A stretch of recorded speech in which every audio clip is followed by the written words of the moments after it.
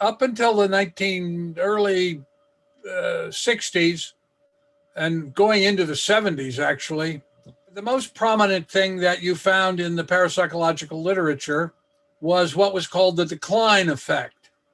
That is, the more you did it, the worse you got. That seemed just logically inconsistent to me. So I began to think about why that would happen, why you would get worse the more you did. And it struck me that although the early pioneers in consciousness research were pioneers genuinely, because they began to apply scientific methods to the study of consciousness, they weren't very good at understanding how it worked or how to work with it. The protocols that they were using, guessing dice or guessing Zener cards, that kind of thing, people got bored. It was boring. And the more you did it, the more bored you got. And the more bored you got, the less well you accomplished it. So people seem to do much better with free response work. And what remote viewing is doing is it's kind of like a Google search.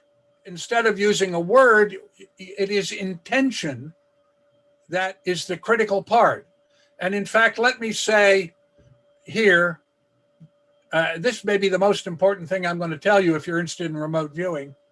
The key to all access to non-local consciousness is the ability to attain and sustain intentioned, focused awareness.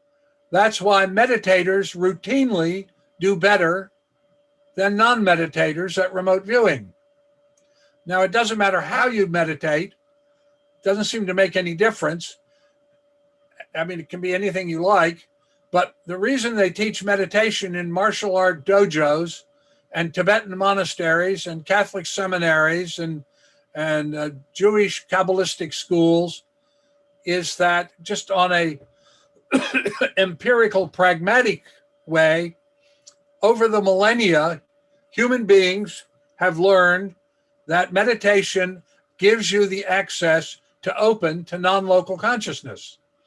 So if you want to be a good remote viewer, the thing I would suggest to you that is most important is that you develop the daily practice of meditation. How you do it is much less important than that you do it, because meditation gives you the ability to attain and sustain intention-focused awareness, and it allows you to let the normal sensory impressions of your neuroanatomy, it's hot, it's cold, it's dark, it's light, it's windy, all those things that make up most of what we call thought. Oh, I'm outside, it's very chilly. What you're really doing is reporting a sensory impression. And so what meditation does is allow you to let that all fall into the background. It's hard to explain, but when you do it, you'll understand.